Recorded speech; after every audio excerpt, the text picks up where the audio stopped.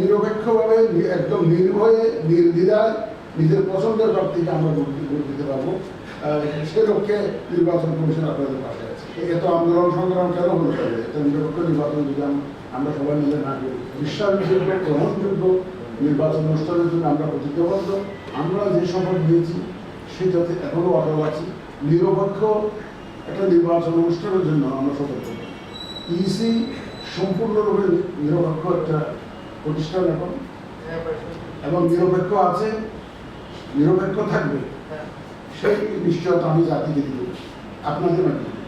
এখানে কোনো ধরনের কোনো প্রভাব, কোনো ধরনের কোনো চাপের কাছে আমরা মাথা নোয়াবো না ইনশাআল্লাহ। এটা আমরা একদম সম্পূর্ণ নিরপেক্ষভাবে আমরা কাজ করছি এবং করে যাবো ইনশাআল্লাহ।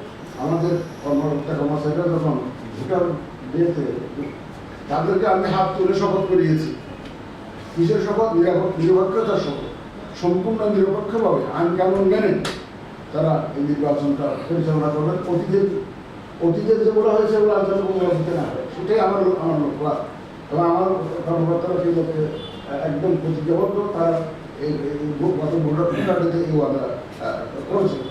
সুতরাং আমরা সম্পূর্ণ একটা নিরপেক্ষ, বিশ্বাসযোগ্য, গ্রহণযোগ্য নির্বাচন অনুষ্ঠানের জন্য আমরা প্রতিজ্ঞাবদ্ধ এবং সেই লক্ষ্যে আমরা কাজ করে যাচ্ছি। এই ব্যাপারে আমাদের সবার সহযোগিতা লাগবে, বিশেষত রাজনৈতিক দলের সহযোগিতা লাগবে। আমাদের সুবিধা হলো যে রাজনৈতিক দল সবাই তো নিরপেক্ষ নির্বাচনের কথাই বলছে। এটা একটা অ্যাডভান্টেজ আমাদের আছে।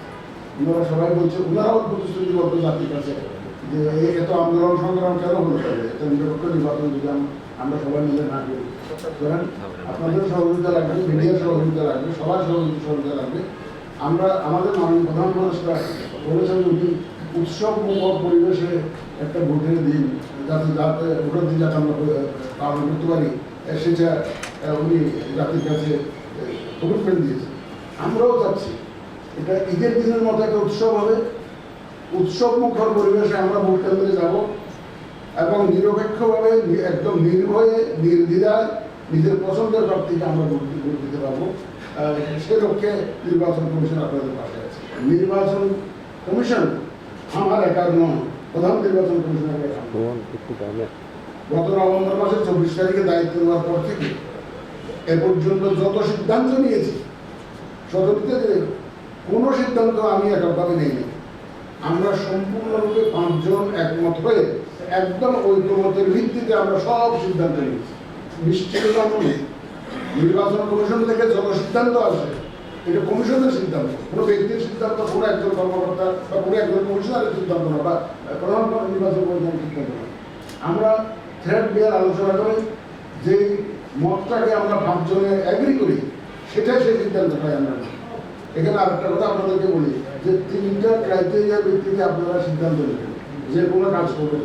তিনটা ক্রাইটেরিয়া। 1 নম্বরটা কি? যে কাজটা করছেন এটা আইনসম্মত কিংবা বিধিসম্মত, এটা হচ্ছে আপনাদের 1 নম্বর বিবেচনা। 2 নম্বর বিবেচনা হচ্ছে এটা আপনার বিবেক কি বলছে, বিবেক সাহায্য দিচ্ছে।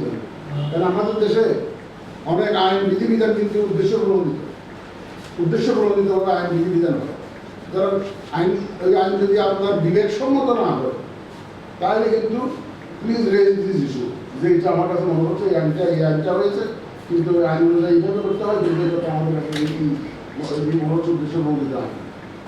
দরকার হলে আমরা যদি বুঝি সেটা আমরা সংশোধনের চেষ্টা করি।